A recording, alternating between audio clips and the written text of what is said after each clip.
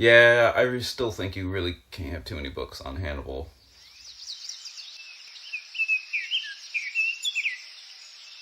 Hey, what's going on, everybody? Justin here, and in this video I want to continue my series on recent-ish, I guess new and recent releases from 2022 on different history and science topics and stuff that I really should have gotten to, but I didn't. So I'm just putting them on my wish list and TBR and whatnot. I have 3 books here, and this video is gonna be all about Roman history. If you're interested in Greek history or ancient history, I'll leave a card up there and links down below and all that stuff.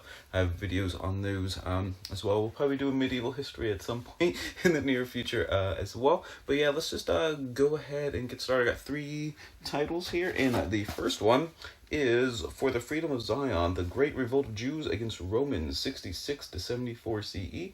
This is by Guy Rogers.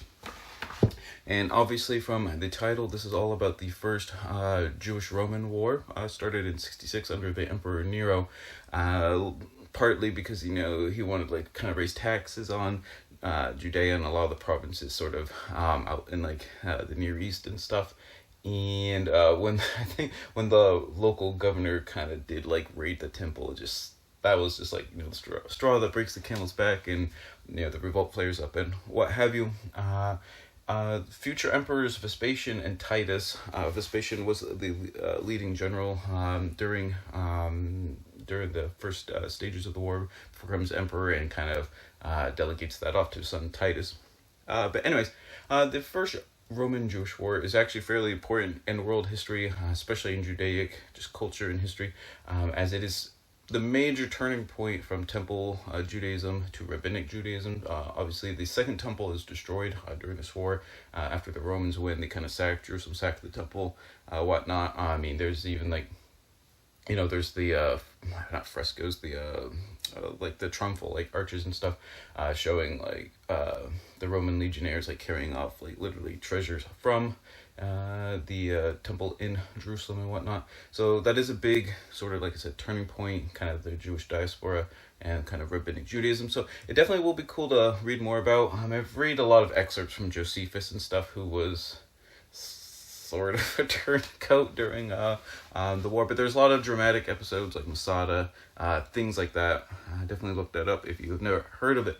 But yeah, this was a monster book. I looked it up. It's about 750 pages, so I'm thinking this is gonna be a monster. It's just gonna be one of those just big. I think it'll fill in a lot of gaps. Like I said, I've read a lot of Roman history, but nothing specifically on the Jewish war.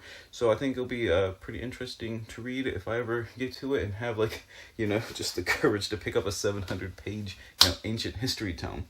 Next up is a book that I asked for my birthday, which is coming up in a couple weeks, so hopefully I get it in the month of November, and it is Hannibal by Philip Freeman. I have a couple other works by him. He has quite a few classical history biographies. I think he has one on, I think Alexander the Great one is the one I own that I've been meaning to get to. No, it's the Julius Caesar one that I have.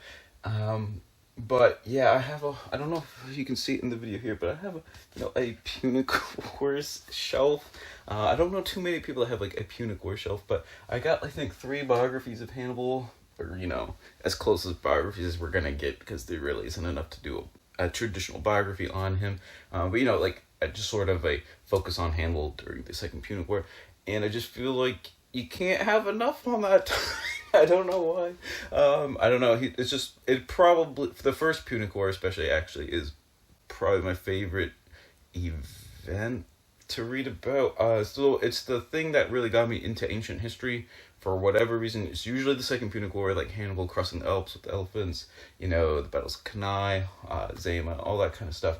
But anyways, the first Punic War just drew me in, just because not that much had been really written about it. And when I read about it, I was why aren't more people writing it?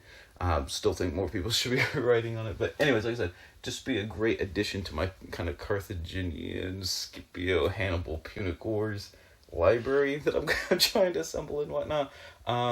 It looks like a pretty short read compared to some of the others. I think it was only about 200 pages or something like that. But maybe it was a little bit longer. Maybe hopefully I'm remembering that. But anyways, like I said, I'm literally just want that because it's a Punic book, and I will get to it at some point.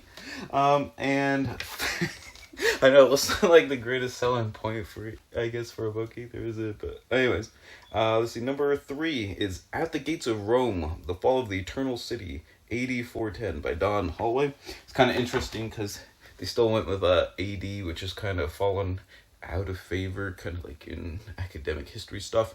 But anyways, obviously with the title here, we're actually, it's kind of similar here with, can you not have enough, or can you actually have too many Hannibal works? I don't think so. Can you have too many works on the fall of Rome? I think you can. That one I think you can, and yet I still have like 4, 5, 6. I think, I don't know, 1, 2, 3, 4, 5. I got at least four biggish ones like right there. And they all seem to be like pretty massive tomes, dude. You can't just like write a little blurb about it. It's gotta be a giant, just door.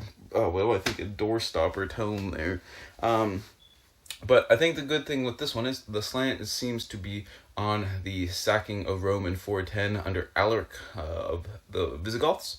And for those who don't know, Rome was sacked before the fall of Rome in 476, or really the transition sort of into like late antiquity and whatnot under like Theodoric's Goths and whatnot. But anyways, in 410, Alaric kind of, he was a Gothic general who sort of, I just want to like, fight for the Rome. I just want to be like the high up general for like the Roman army. And the Romans were like, no. And then he's just like, well, I'm just gonna like attack them. Everyone talks about how it's like the sack of Rome, but he actually was somewhat nice. He gave them a lot of warning, and basically said, if you go in the churches and stuff, we won't like deal with you.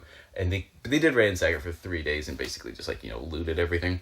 At the time, it was kind of seen though as this is the first time in 800 years that anyone had ever taken the city of Rome, even though the capital was actually probably in I think it was Ravenna at the time.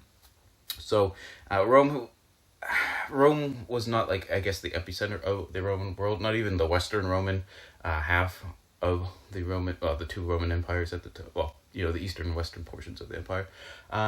So anyways, like I said, I do think you can have too many, but Alaric and Stilicho, I know I'm just like throwing up names. I'm doing a terrible job in this video, just like going off on every tangent. I think it's going to be a great sort of, I guess, just story of Alaric and Stilicho. And for those who don't know, Stilicho was sort of the half Roman, half barbarian general who was sort of in charge of, affairs in the Western Roman Empire during this time. They both sort of used each other at different points in time. Stilicho using a lot of like, I guess, military stratagems to sort of, get barbarians to fight each other, instead of having like the Romans have to do it all themselves and stuff. And, just a little bit too much double crossing sometimes and, kind of irritated Alaric. But anyways, I think reading this book will help clear up a lot of like kind of the shenanigans kind of going on behind the scenes before Alaric dies and Stilicho is assassinated. So I know, spoiler alert, I should have warned you guys. But anyways, those are 3 really cool Roman history books that came out earlier this year that I really kind of wanted to get to. They were on my radar, and then I either forgot about them or I was just kind of hoping someone was gonna like gift them to me or something like that. Should just go like to of course, my library, if I want any kind of ancient history, I have to do interlibrary loan, because I think our history section's like 10 books or something, because I live in the middle of nowhere. But anyways, I hope you enjoyed the video. Let me know down in the comments below if you've read any recent books on Roman history that you really enjoyed.